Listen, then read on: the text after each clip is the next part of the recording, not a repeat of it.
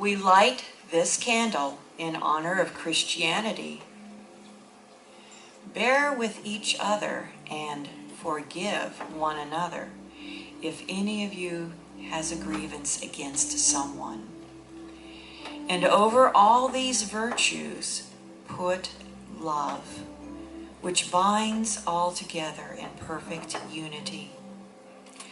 We light this candle in honor of Judaism. I will make for you a covenant on that day with the wild animals, the birds of the air, and the creeping things of the ground. And I will abolish the bow, the sword, and war from the land. And I will make you lie down in safety. We light this candle in honor of the Native American spiritual traditions.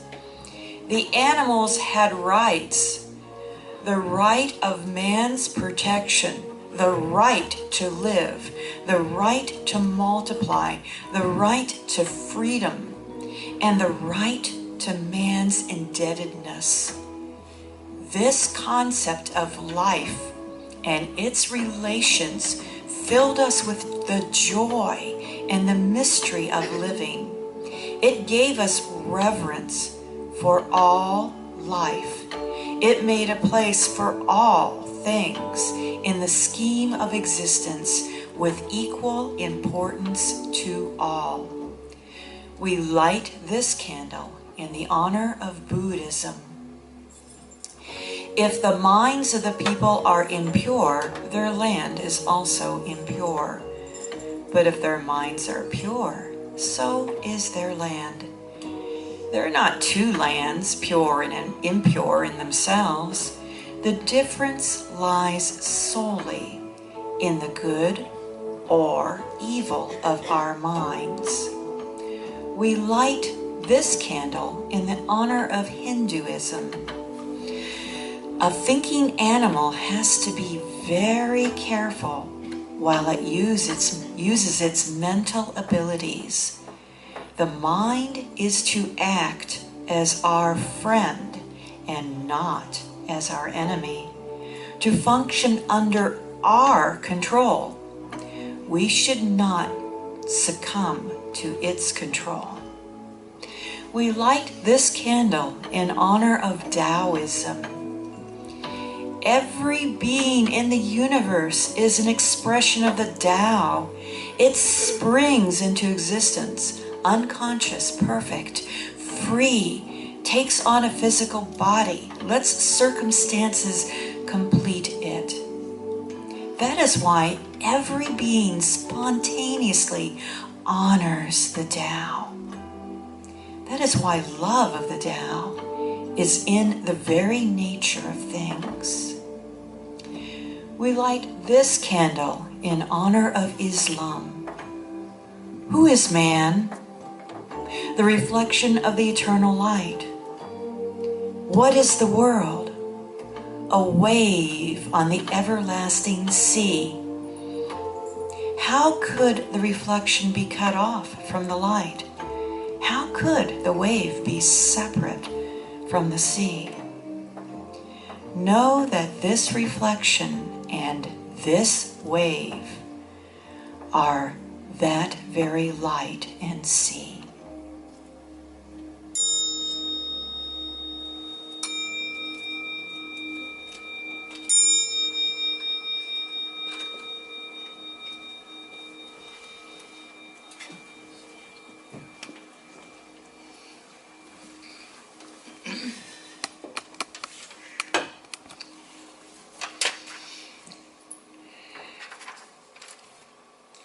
To be effective, prayer must be affirmative.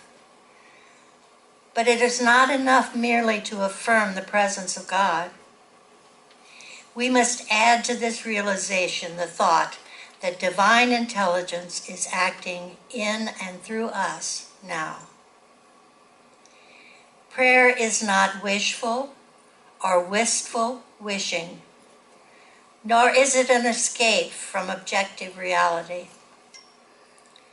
Therefore, we affirm that divine intelligence not only knows what to do, it impels us to act on this knowing.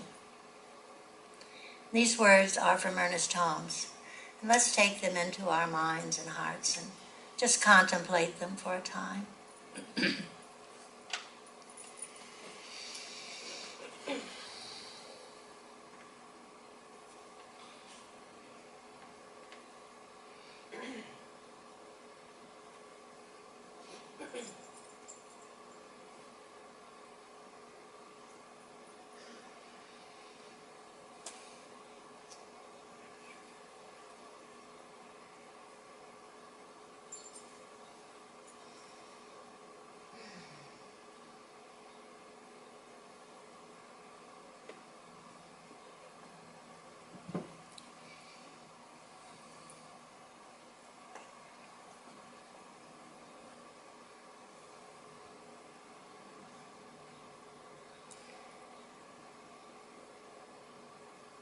This one, this divine energy,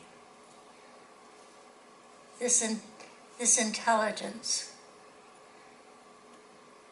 is that draws us together this morning.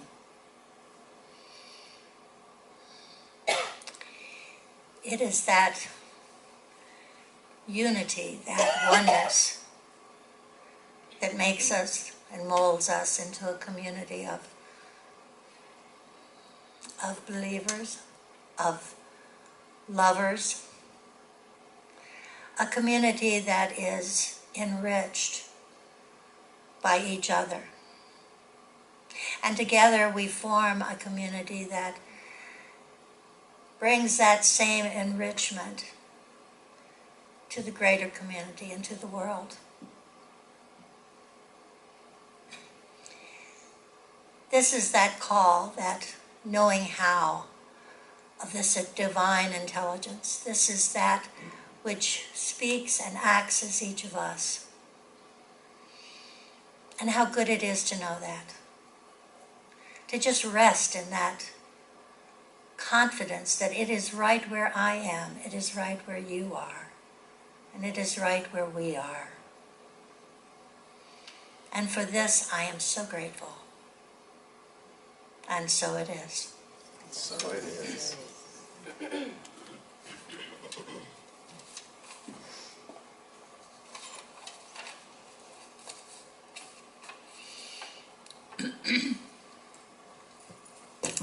Well, this morning, as I said, we're going to each, Lana and Becky and I are just going to give a few words about this whole idea that is the title of our talk today. And it's that my mind is a center of divine activity. And that kind of blows me away. Because I realized that there was certainly a time in my life where I would have found that very hard to believe. Because what I knew and what I understood of my life was my rational mind, that part of my mind that could learn stuff and sort of maneuver through activities in life, could figure things out. And I had a fair amount of confidence in that.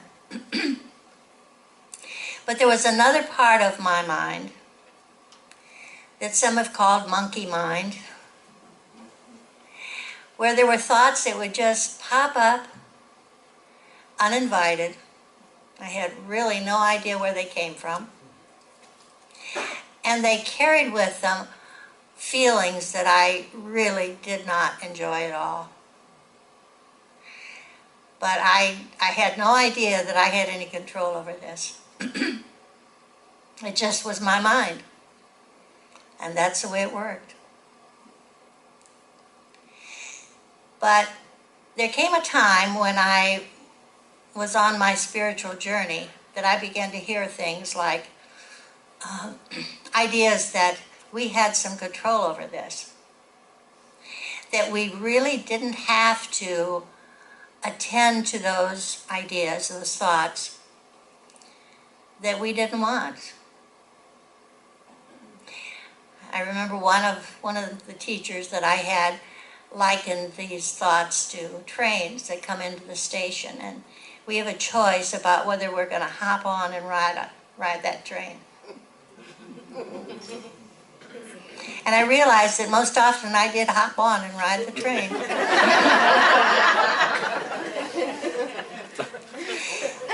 And then I heard a Buddhist saying that really, really spoke to me. And that was that we can't keep the birds from flying over our heads, but we can keep them from building a nest in our hair.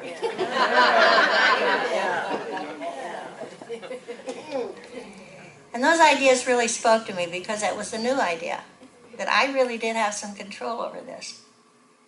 And even a really fantastic idea that I could replace those thoughts that I didn't like with better thoughts that I did like. I could take those negative ideas, those thoughts, those negative thoughts, because they were always, without exception, they were limiting. And more often than not, they were also painful.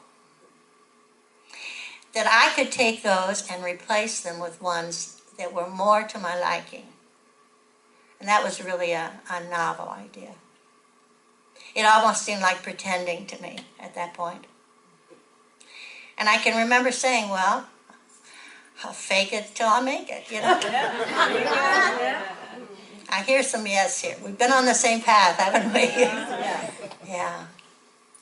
And then I found that through some spiritual practices, like meditation, I came to recognize that there was a part of my mind that was observing those thoughts. This place was quiet and peaceful, and it watched the thoughts and made some choices about whether I would go with them or not. And I began to realize that that was a part of my mind that I hadn't really been familiar with before. And I've come to feel that that is that place that he talks about here when he says, my mind is a center of divine activity. I think that's where the divine activity is. I think it's in that place that I've come to believe is my own spirit that is knowledgeable. In fact, is wise beyond my belief or understanding.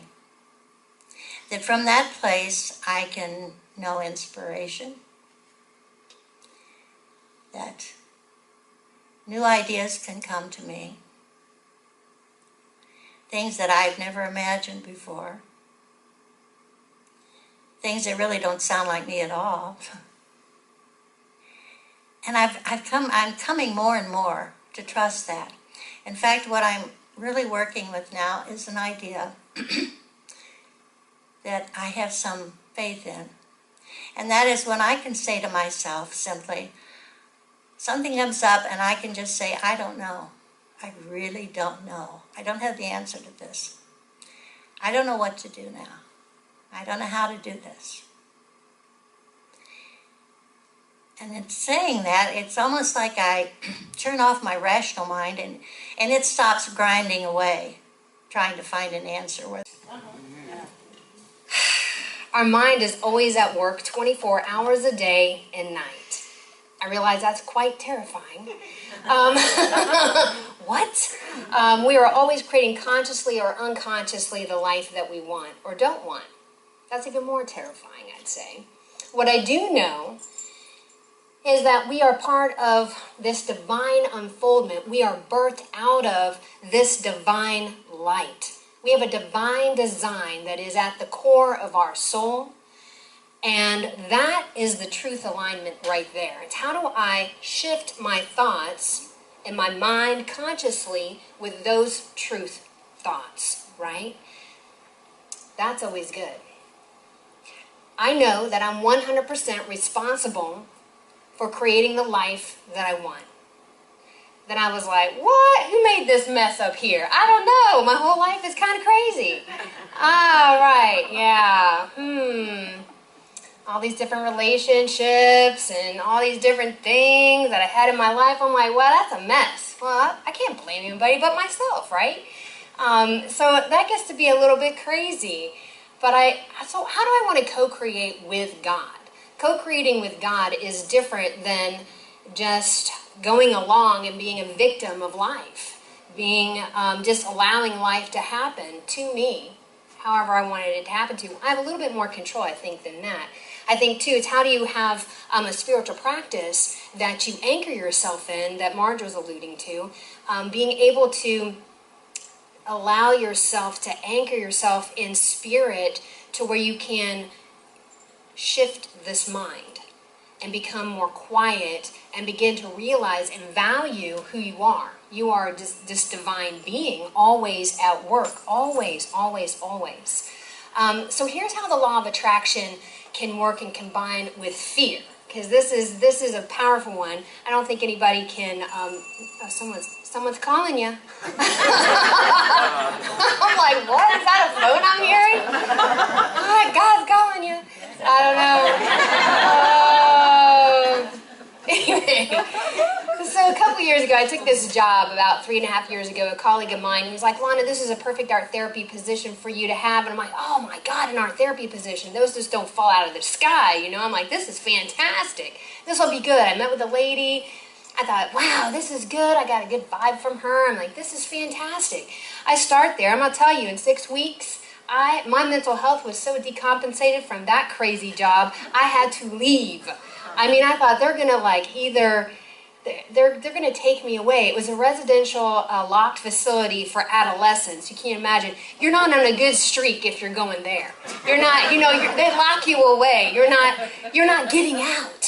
I mean, so, and I had been in residential before. I had been in a lot of different, mental health settings. And I thought, oh, this will be fantastic. I have a whole art studio. This is fantastic. I get to do all these cool things with them. They wanted to kill me. They did, literally. Oh my God, let me out of this place. I'm like, where am I? How did I create this? Oh no. How did I create it? I was like, oh, this is horrible. I thought, they're going to take me out in a straitjacket. They are. Either I'm going to lose my license because I've hurt somebody, or they're going to kill me. And I'm like, people were getting harmed like every other day. And I'm like, oh my gosh. Wow. I'll tell you one thing with that is the fear that I had in that I was manifesting everything that I thought of. They're going to come attack me. Of course they did. It was insane. It was really crazy. I'm going to get in a wreck. I did. I'm like, that was a nail in the coffin when I got in a wreck on my way there. Like, obviously I didn't want to go there. Oh, I learned a whole lot about myself and what I never want again, ever in my life. And I left the job. Here's the positive part. I left the job that I created. I co-created. I thought this would be better. It's got all these benefits. This would be fantastic. No, I was wrong. So that was the negative thing. I mean, it was amazing. Like in seconds in that job, anything I was thinking about would just manifest itself constantly. And I'm like, oh my God. So that did a number on me, like, oh my God, I'm really powerful. So, I'm really, really powerful. What's happening up here? So anyhow, wow. So the job that I have, so what I did was I left that job and then I connected back with the people that I had been with before, which is just a couple miles away from my house. This other place was in Springfield.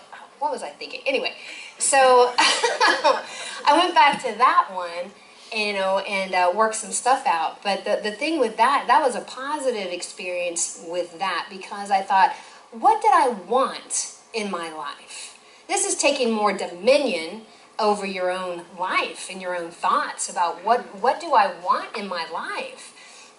What I wanted was a job that I felt obviously safe at, like people weren't going to kill me while I was on my job. That's always helpful. People want to come see me and get better. Yeah, that's always good. and that there was a place where it was a big office that I could see outside, that I had a sink, that I had all these things. So I had all that. Of course, I created that. And that's one reason I don't think I've ever left, because I feel very comfortable there. Well, I did leave. I lived twice, and I always come back because it's not something, it's like a boomerang.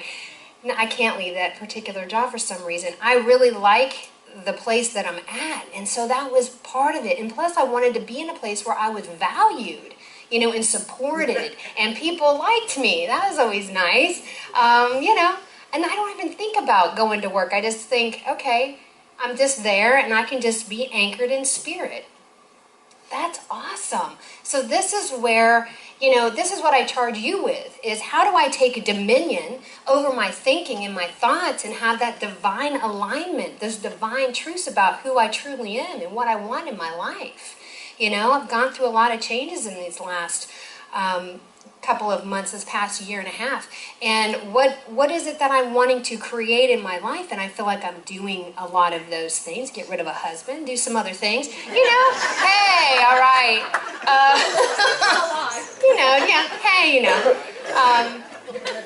Yeah, it's all good. So you can change your life, change your thoughts, right? It's all good.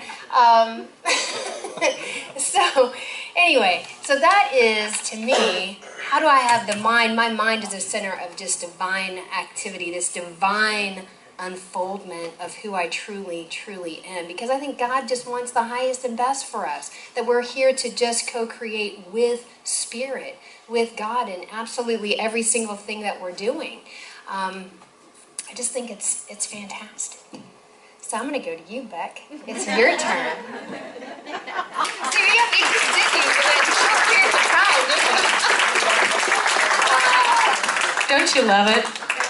I think what is so wonderful is the opportunity that Spirit gets to be reflected, experienced, and expressed as each one of us. And it's unique. Every expression is so wonderfully unique. And I just sit in delight sometimes in wonder of the variety and the capacity that this divine light, this divine love, this divine energy, this divine mind gets to be as each of us. And I know when I go to pray, I have a lot of work that I do before I go to pray. And that is what Marj and Lana were alluding to, is how do I put my mind in the right space? And it just doesn't happen when I'm sitting down, freaked out, and I got to pray over something. It really happens when I do other work. I read, I listen to things, I engage in my life in ways that help me remember who I am. Especially when I'm in the middle of something that absolutely freaks me out, and I'm losing it. And I'm up at 2 a.m. wondering how I'm going to do this, how I'm going to cover this, how I'm going to organize this. And then all of a sudden the doubts arise, and what do I do? So I can follow and spin that tail. I can spin it, ride that train. I can go right with it. Here we go. Or I can pause and say, what train do I want to get on?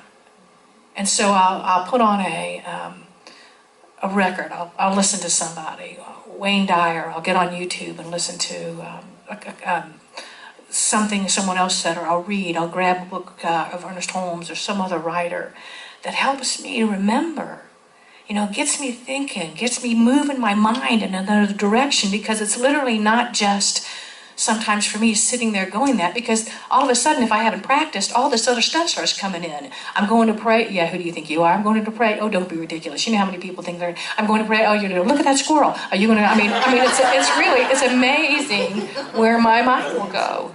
And so the opportunity that I have to just kind of let me read, let me go, oh yeah, that's who I am. That's who I am. Not this thing that keeps saying, what do you think you're doing? Why do you think you can achieve this? And why are you going for that? I mean, look how old you are, or look at what you are. And it's like, thank you so much. I think I'm going to go listen to this CD and just put that on my headphone and, just listen to it. Because I got to train my mind. I got to train this physiological element here that's running synapses, and it's running its customary habitual process. And so I do a lot of that before we move into prayer. That's part of what we've done as practitioners in our training. That's why we do the reading. That's why you'll see when we talk about spiritual practice, not only being meditation, but what kind of things do we read? one of Ernest Holmes' favorite authors was Ralph Waldo Emerson. And one line that he said that was very powerful was, "I stand guard at the portal of my mind." And so, really important, what do we allow in? What do we allow in? If we are in an environment that we're not feeling good being in, then what do? Do we sit and suck it up? Or do we pause and just either give ourselves and mentally, I mean, I've been in a place sometimes where I've stayed because I'm doing something with somebody and I'm hearing something and I'm just, speaking something different in my mind. And as soon as I get up and have the opportunity, I'm out the door.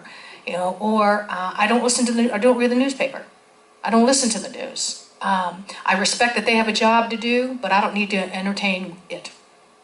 I don't need to look at Viagra and Lipitor and the latest studies here, the latest studies there. So that's a way that when we go to prayer, that's how I prepare myself. And then when I can't pray because I'm caught, the fear is too big, then I will seek support. And they have been there for me many, many times when I could not see. And the power of that, I'll tell you one of my most powerful and very first experiences with this was I was very new to this church. And I'd started to take classes. And the first prac class was and Marj and Lenza, they were part of the first prac class. Marty was part of the first prac class. And my father had a heart attack. I received a call. We went to the hospital. We were at, and they were going to transfer him to Grandview. And so I remember coming in, and you guys were in class, I think it was. And I remember not knowing what to do. And I remember, would you please pray for my father? And you did. The whole group prayed for my dad. And I remember going to the hospital and sitting in the room with him. And it was quiet, and the room was darkened.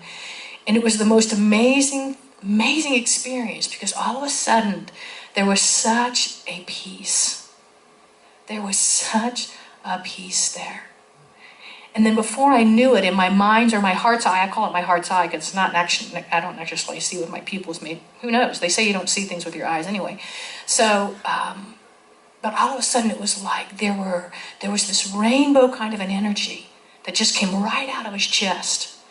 And it swirled in the room and it bounced down hallways and you could see it impacting the hearts of every person in that place and then shot out the door. And I'm just sitting there going, wow, at the power of that collective prayer.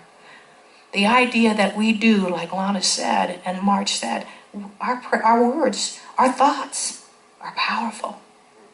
And if we don't get it right, that's okay. Guess what? We get to do it again. And not because we're getting, reprimanded, but because we're loved enough for the opportunity to happen again and again until we learn it, right? And so in this prayer and in this opportunity to really focus who we are, it's a journey.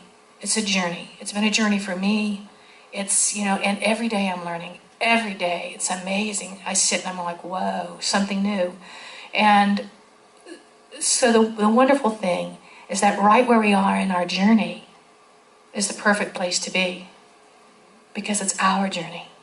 And right where we are, the presence of God, the presence of Spirit, that which is eternal, that which is divine, is who and what we are, and it's there. It's right where we are. It's not when we do things right. It's not when we get it together. It's not when we have everything all our little ducks in a row. It's when we're wobbling around wondering, oh my God, where are my ducks?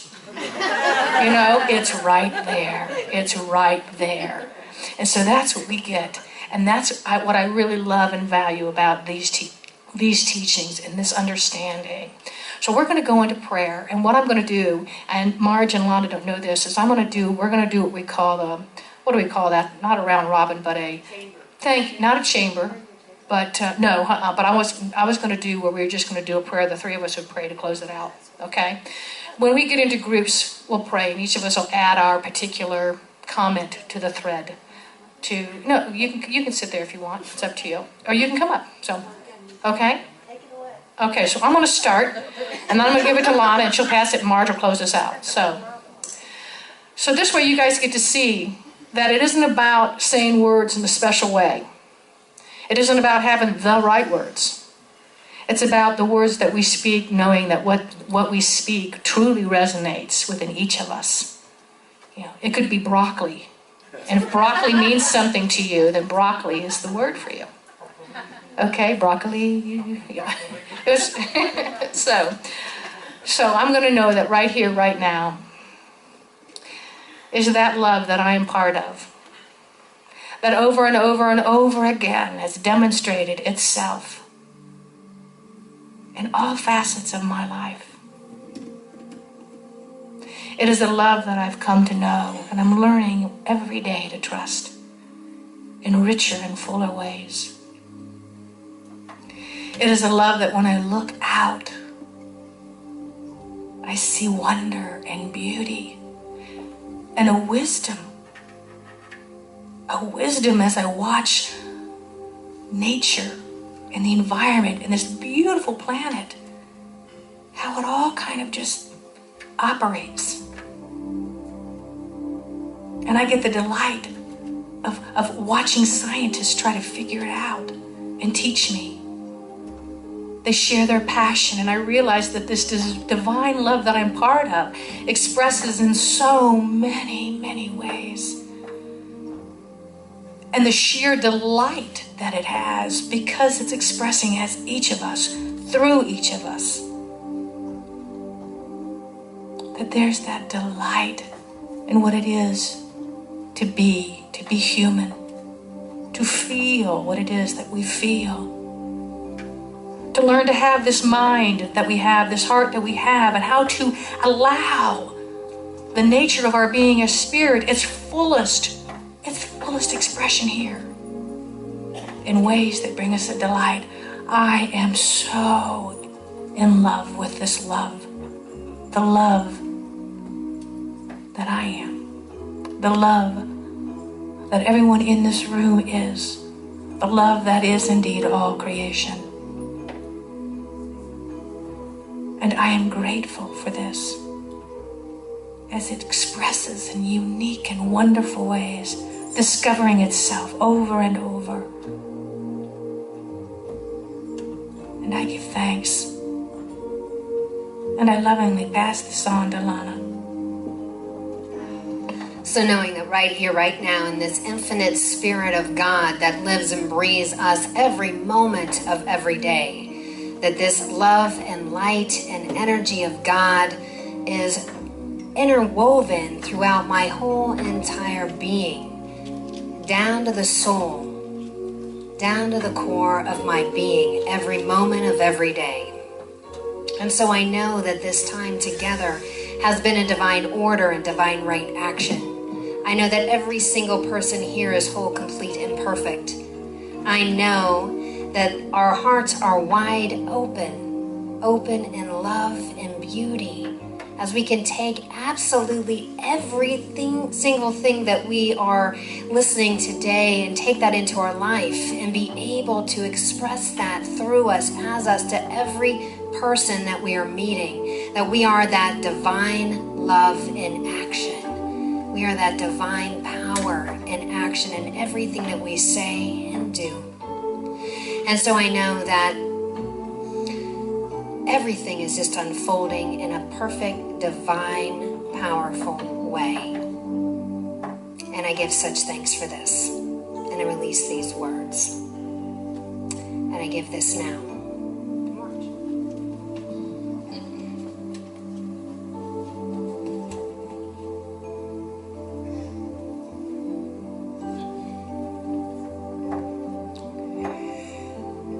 And as we contemplate all of the blessings and the gratitude that we feel for this marvelous life that we've been given, for this community that we share, for this place of love and support, for all the good that is already expressing as our lives, and for that openness to even more good, knowing that God's good is without limit, and that we are open to receive this. And how grateful I am for all that life is, for all that God is, for all that we are. And we simply release our word into the law of God that is always saying, yes, yes, you are my beloveds. You are. This is yours. I have already created this good for you.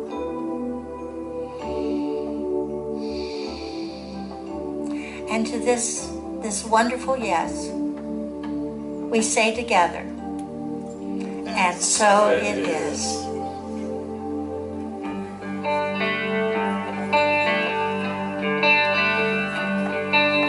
I am just a thread, a simple thread in this glorious web of life.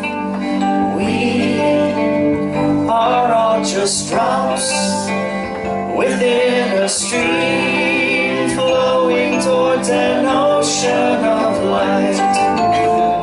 We may forget where we come from. We may forget where we're going to. I might not see that you're a reflection of me as much as I'm a reflection of you.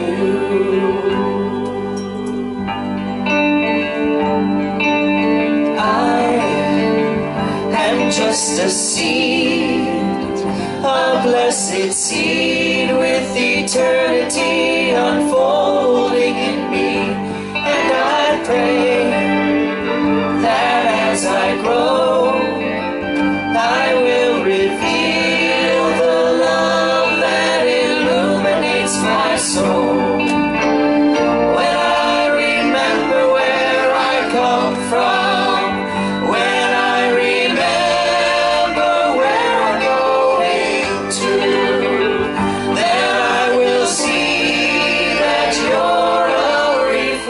of me as much as I'm a reflection of you.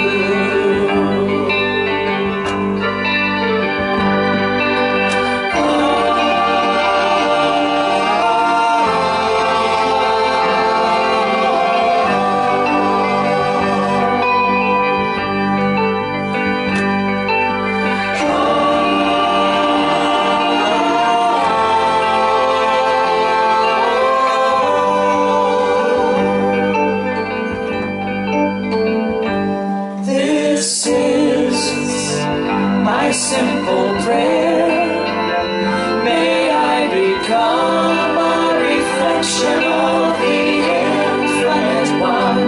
This is my simple prayer, may I become a reflection of the infinite one. This is my simple prayer, reflection of the infinite one. This is my simple prayer. May I become a reflection of the infinite one.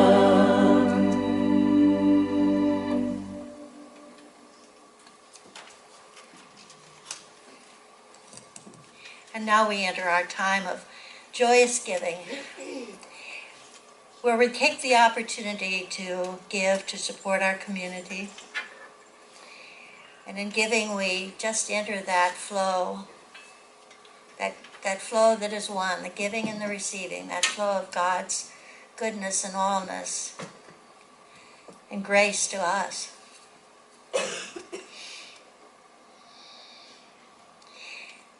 And so right now, I invite you to consider your own spiritual practice of giving.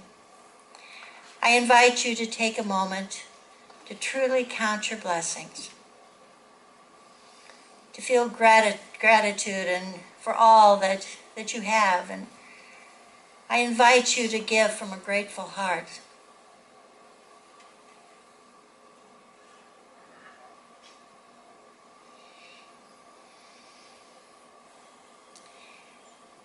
Please know with me, my heart is open. My heart is open. I give from my open heart. I give from my open heart. I know that as I give, I am given too. I know that as I give, I am given to. And I am grateful. And I am grateful. And so it is. And so it is.